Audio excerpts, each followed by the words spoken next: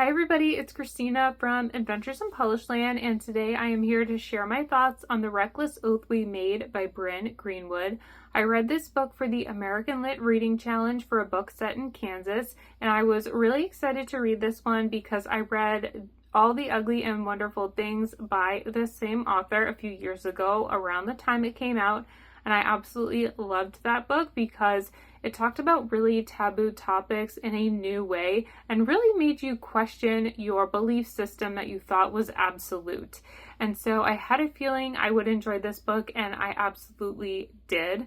This one follows a young woman named Zorza. She goes by Z for short. At the beginning of the novel, her sister gets abducted from a prison where she's volunteering. And Zorza is not happy with the police investigation. She thinks they're not going to find her sister, they're not going to put in the right effort, and so she takes matters into her own hands. And she enlists the help of a young man named Gentry. She had met Gentry when she was doing physical therapy after a car accident, and he is an autistic young man. He speaks only in Middle English. He thinks he's a knight, and he thinks that Z is his damsel in distress that he is going to save. And so he is willing to do whatever she asks of him to help find her sister. And the story goes from there. This is a very gritty novel. A lot of the characters are morally gray. You definitely empathize for them because they go through really challenging things in their lifetime, but you are also questioning their decision making. I also absolutely love Bryn Greenwood's writing style. It is so compelling and readable and makes you want to keep turning pages to find out what's going to happen, but it doesn't feel too basic or watered down. It is the perfect level of a page turner, but it still has a good amount of detail within the novel. In fact, I wrote in my Goodreads review right after I finished reading the book that there was so much happening in this book that I knew it would be difficult to summarize, but because of all of that action, it keeps you very interested as a reader, and you want to follow each little thread to find out how they will resolve.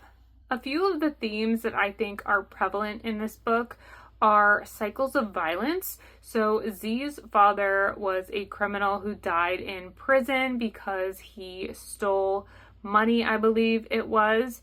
And that is one of the reasons why she doesn't think the police are really going to help find her sister, because they know that her father was in prison. And because of that, she is more willing to work alongside other criminals from her father's past, specifically her uncle, to try to find out where her sister is. And they enlist the help of a handful of seedy characters, and things may or may not go totally wrong along the way. I also think the theming of self-preservation is very prevalent in this book. Z comes from a very modest household. Her mother is a hoarder who has taken up their entire childhood home with her treasures that are absolutely everywhere. And during the police investigation, all of her belongings get physically thrown onto the front lawn, therefore leaving Z to replace them into the home. And because of this upbringing with her father in prison and her mother being this hoarder, she has had to take care of herself for many years. And because of all of her medical bills from her car accident, she has had to deal drugs. She has had to do sex work. She is willing to do whatever it takes to make ends meet. And when it comes to her sister, she is willing to do whatever it takes to take care of her sister and find her. And sometimes whatever it takes can be extremely high stakes, and that is certainly the case in this book. One of the other themes that I found really interesting was that of consent. So Z and Gentry do end up having a romantic relationship as the book goes on, and it's always one of those things for me that I'm not sure how I feel about it, because like I said, Gentry is autistic. He is an adult. You wonder if it's really okay for Z to begin this relationship with him, because although he loves and cares for her, it just seems like a power imbalance in their relationship. And so I would love to know your thoughts if you've read this book. Do you think their relationship is okay? Especially if you've read it, let me know based on the ending. Do you think she had a power imbalance over him? that she executed to her advantage when she shouldn't have. It's hard to say because she also develops feelings for him and she cares for him. And so it just makes you question their relationship and whether it should exist in the way that it does. As for the setting of Kansas for this book, I don't know much about Kansas, but it did feel like it played a big role in this novel, especially with the type of setting that Z grew up in. It was more blue-collar workers and a lot more crime, a lot more drugs, and it just felt like in this area it was a little bit of a forgotten part of America, not a big city, and certainly more country feel of it. There are also a lot of scenes in the wilderness and more rural parts of the area, so I liked that we got to travel to those parts of the state as well.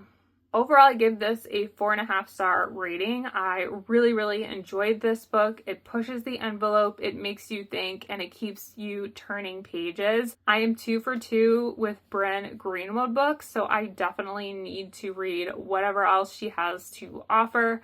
I think she just has a really unique writing style, and she is not afraid to go there and make you think and write really gritty books with these morally gray characters. I would love to know your thoughts on The Reckless Oath We Made if you have read it. I have kept this video as spoiler-free as possible, so there is a lot going on in this book that I didn't mention in the video. I would definitely look up trigger warnings if you need to, because it does go there. But if you have read it, like I said, let me know your thoughts. I would also love to know any other book recommendations you have for books set in Kansas. And if you want to follow along with the American Lit Reading Challenge, I will leave my playlist linked in the description box. It has all of my TBRs, my review videos, and anything else that I have posted about this challenge. I will see you all in my next video. Thank you so much for watching. Bye.